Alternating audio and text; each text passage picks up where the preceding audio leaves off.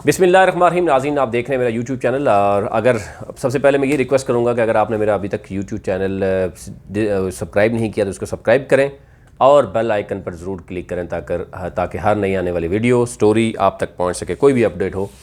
आज की जो टॉप स्टोरीज़ हैं, बहुत अहम फ़ैसले हुए हैं 2 दिनों में, आपने देखा। लेकिन एक तरफ हम देख रहे हैं कि कोरोना वायरस के मुतासरीन हैं, उनकी तादाद जो है वो बढ़ती हुई नज़र आती है। पंजाब और सिंध में इस वक्त बड़ी तादाद जो है वो मरीज़ों की बढ़ती हुई नज़र आ रही है। अमवात में भी इजाफा होता हुआ नज़र आ रहा है। दूसरी तरफ लॉकडाउन में नरमी यहाँ तक पहुँच चुकी है कि पब्लिक ट्रांसपोर्ट भी ओपन होने जा रही है। इसके साथ साथ बाकी जो मामलात हैं वो भी देखने में नज़र आ रहे हैं। तमाम मार्केट्स खुली हुई हैं, जिसकी वजह से ये ख़दशा ज़ाहिर किया जा रहा है कि अब देखना यह है कि किस हद तक एहतियात जो है वो की जाती हैं। पब्लिक ट्रांसपोर्ट में किस तरीके से यानी आप एहतियात, आल्दो SOPs हैं वो मैं आपसे शेयर करूँगा कि अगर 50 या 45 सीटर अगर गाड़ी है तो उसमें हाफ ऑफ द पैसेंजर यानी बैठेंगे, यानी 44 सीट्स अगर हैं तो 22 पैसेंजर उसमें बैठेंगे। फिर उसके बाद कैसे कैसे यानी SOPs उसको ख्याल रखा जाएगा, वो भी आपके सामने रखते हैं।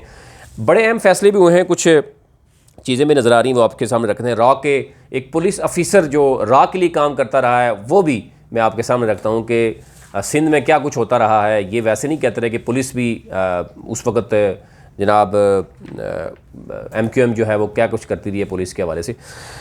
कैसे कैसे पुलिसमैन, पुलिस अफिसरान रॉ के लिए जाके भारत में ट्रेनिंग करके आते रहे और हमारे इदारे जो है वो सोए रहते रहे। ये भी जब पकड़ा जाता है तो पता चलता है कि यहाँ क्या कुछ होता रहा है।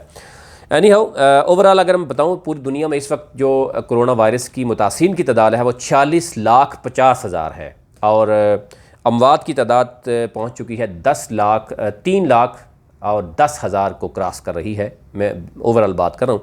पाकिस्तान की इस वक्त पोजीशन है 39,500 यानी मुतासिरीन की तादाद पहुँच चुकी है और 850 अमवात हो चुकी हैं। और आपने देखा होगा लॉकडाउन में नरमी से पहले तादाद तकरीबन 20 से 25 के दरमियान थी और जो ही लॉकडाउन में 9 मई के बाद हम देख रहे हैं कि इस तेज़ी से बढ़ते हुए केसेस आए हैं पंजाब और सिंध में कि वो हज़ारों की तादाद में रोज़ाना की बुनियाद पर जो है वो केसेस सामने आ रहे हैं। और अब 39,000 यानी 40,000 के करीब मुतासिरीन की तादाद पहुँच चुकी है और 850 अमवात हो चुकी हैं। और इसमें यह भी बताया जा रहा है कि 20 से 25 अफराद तशवीशनाक जो उनकी हालत है और रोज़ाना की बुनियाद पर हम देख रहे हैं कि डेथ टोल भी जो है वो बढ़ता नज़र आता है। वज़ीर-ए-आला पंजाब ने अंदरूनी शहर यानी ट्रांसपोर्ट, कल हमने देखा कि वज़ीर-ए-आज़म ने बाकायदा तौर पर जो है वो दरख्वास्त भी की थी तमाम सूबों को। उसमें सिंध ने दरख्वास्त जो है मुस्तरद की कि हम ट्रांसपोर्ट को अभी फ़िलहाल इजाज़त नहीं देंगे, लेकिन क्योंकि पंजाब और KPK में हुकूमत ही PTI की है तो उनको आगे से उन्होंने कोई जवाज़ पेश नहीं किया और उन्होंने फ़ौरन उसको खोलने की अहकाम जारी किए। लेकिन ख़दशा ज़ाहिर किया जा रहा है कि हालात बदतर हो सकते हैं अगर SOPs को ख्याल ना रखा गया। अंदरूनी शहर ट्रांसपोर्ट खोलने की इजाज़त भी दे दी है। साथ साथ ऑनलाइन जो टैक्सी है जो उसमें लिमिटेड थी वो भी ओपन कर दी गई है और मुसाफिरों के लिए किरायों की कमी में यानी कमी भी की गई है, 20% इजाफा कमी की गई है। लेकिन ट्रांसपोर्टर ये कह रहे हैं कि अगर आप एक तरफ ये कह रहे हैं कि 50 सीट्स हैं उसमें से 25 पैसेंजर बैठाने हैं तो एक तरफ 20% इजाफा कमी भी कर रहे हैं ट्रांसपोर्ट उस किरायों में, तो हम इस पर अमली इम्प्लीमेंट होना मुश्किल नज़र आ रहा है। और ज़ाहिर है जो ट्रांसपोर्ट के अड्डे हैं वहाँ पर भी SOPs जो बताई जा रही हैं उस पर सख्ती से अगर अमल दरामद करवाया जाए तो ख़दशा जो है जो ज़ाहिर किया जा रहा है वो नहीं हो सकता। अपोजिशन में ज़ाहिर है शेख रशीद साहब कह रहे हैं जी 31 जुलाई से पहले जो है वो बड़ा एक्शन होने वाला है। उनका जो इशारा है वो शहबाज शरीफ की तरफ भी है, उनका इशारा जो है वो शाहिद हक़ान अब्बासी की तरफ भी है और उनका इशारा आसिफ अली ज़रदारी के हवाले से भी उन्होंने बात की कि वो भी आमने सामने जो भी है वो आ जाएंगे। अगर सामने आए तो ठीक है, नहीं तो वो गायब भी नज़र आएंगे। यानी हो ये उनकी शेख रशीद इससे पहले भी बहुत सी बात करते रहते हैं कि वो उनके मुवक्किल जो है वो उनको बताते हैं। लेकिन अब देखें साथ से उन्होंने बात की है कि अगर वज़ीर-ए-आज़म उनको इजाज़त देंगे 24 आवर के अंदर अंदर अगर वज़ीर-ए-आज़म ने ट्रेनें चलाने का हुक्म दिया तो उनका कहना था कि हम ट्रेनें चला सकते हैं, अदरवाइज़ हम ईद के बाद ट्रेनें चलाएँगे। और 24 करोड़ ऑनलाइन टिकट सेल हो चुके हैं, वो हमें वापस करने पड़ेंगे अगर हम ट्रेनें कल यानी 24 घंटे के अंदर अंदर नहीं चलाएंगे। ज़ाहिर है उन्होंने वाज़े कर दिया इमरान खान के लिए भी कि वो येस या नो में जवाब दे दें। उसके साथ साथ हम देखें कोरोना आज खुद नोटिस जो हम देख रहे हैं सुप्रीम कोर्ट में 18 मई को समाअत थी उसमें 2 जस्टिस जो हैं, जस्टिस उमर अता बंदयाल और जस्टिस सजाद अली ख़ान, वो मौजूद नहीं होंगे। उनकी जगह जो है वो जस्टिस मशीर आलम और जस्टिस सरदार तारिक मसूद बेंच का हिस्सा होंगे। और बाकी जिस तरीके से पहले चल रहा है, हम देखते हैं कि अटार्नी जनरल पाकिस्तान और बाकी जो एडवोकेट जनरल्स हैं सूबों से, और सेक्रेटरी सैयद और इसी तरीके से चीफ सेक्रेटरीज और बाकी फ्रीकैन जो है वो आते हैं। पंजाब हुकूमत का ईद उल फितर के हवाले से अगेन 1 हफ़्ते की छुट्टी का ऐलान किया है। 25 मई यानी पीर से लेकर 31 मई इतवार तक, संडे तक यानी ये छुट्टियां होंगी। उसके साथ साथ अगर हम बात करें तो इटली का जो है वो 3 जून से अंदरूनी और बैरूनी परवाज़ बहाल करने का ऐलान किया है। इटली में वाज़े कुछ कमी जो है नज़र आ रही है कोरोना वायरस के मरीज़ों में, लेकिन अभी तक जो बड़ी तादाद में लोग मौजूद हैं उनकी उम्रें जो हैं वो कहा जा रहा है कि 40+ हैं।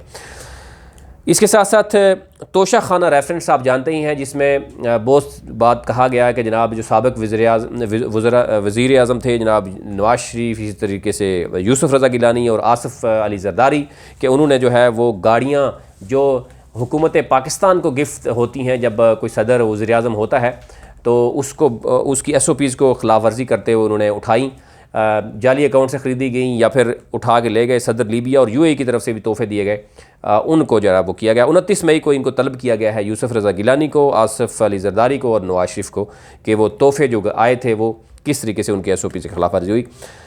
राह के लिए काम करने वाला कराची पुलिस ऑफिसर जो है वो गिरफ़्तार हुआ। पुलिस जो मुलजिम है, मुजरिम है, 1991 में भर्ती हुआ।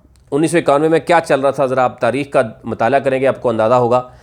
उसके बाद महमूद सदीकी की हदायत पर उसको पैसे भी मिलते रहे, बड़ी अहम पोस्ट पे वो मौजूद रहा, और उससे पहले भी बड़ी अहम पोस्टों पर मौजूद रहा, और उसके बाद पैसा भी कहाँ से आता रहा। एक यानी अफसोसनाक सूरत हाल जो है सामने आई है। कराची एयरपोर्ट पर सर्वेलेंस यूनिट का इस वक्त ड्यूटी कर रहा था, और उससे पहले वो 2008 में ट्रेनिंग के लिए भारत भी गया था। और 2008 में किसकी हुकूमत थी सिंध में, और बाकी क्या मामला थे, MQM का क्या रोल था, इस हवाले से मुझे बताने की ज़रूरत नहीं है, आपको पता है, लेकिन एक वीलॉग्स में आपको पूरी डिटेल भी बताऊंगा कि क्या कुछ होता रहा है। इसके साथ साथ कोरोना वायरस से भारत में इस वक्त मुतासिरीन की तादाद बहुत बढ़ चुकी है, यहाँ तक कि चीन से भी क्रॉस कर चुकी है भारत में, और बड़ी तादाद में अमवात भी हो रही हैं। और दूसरी तरफ अगर हम बात करें तो अमेरिका और चीन के दरमियान जो एक चेकलिस्ट मौजूद है। पहले ज़रा चीन ने कहा था कि वुहान सिटी में जो मामला थे वो अमेरिका की तरफ से थे, और अब अमेरिका जो है ये कहता हुआ नज़र आ रहा है कि ये चीनी वायरस भी कहता हुआ नज़र आ रहा है। लेकिन अब कोरोना वायरस अमेरिका ने चीन से तल्लुकात ख़त्म करने की एक और धमकी दी है, और आए रोज़ हम देखते हैं कि सदर ट्रंप जो है वो कई धमकियां भी देते रहे। इससे पहले भी उन्होंने कई ट्वीट्स ऐसे हैं वो डिलीट करने पड़े उनको, लेकिन ज़ाहिर है ये उनका एक स्टाइल है। देखना यह है कि क्या इस पर वो कामयाबी हो सकते हैं, या वो इस पर इस तसलसल को बरकरार रखेंगे नहीं रखेंगे। एक और बहुत बड़ा फ़ैसला हुआ है, जो यानी काबीना की मंजूरी के बग़ैर जो कुछ बड़े बड़े अफसरान तैनात होते रहे, यानी जिनको जो है वो नवाजा जाता रहा, 2016 से लेकर अभी तक 75 ऐसे आला अफसरान हैं जिनके ख़िलाफ़ बाकायदा तौर पर फ़हरिस्त जो है वो काबीना को, डिवीज़न को दे दी गई है। इसमें ऐसे अफसरान भी हैं जो रेगुलर भी हैं, ऐसे हैं जो एक्टिंग भी हैं, जिनके पास करंट चार्ज भी है, और जिनके पास लुक आफ्टर चार्ज भी रहा है।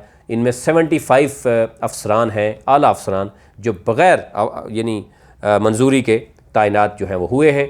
उनकी लिस्ट जो है वो फाइनली मंगवा दी गई है। आज की जो टॉप स्टोरीज हैं वो आपके लिए इतना ही, मज़ीद कल आपकी खिदमत में हाज़िर होंगे।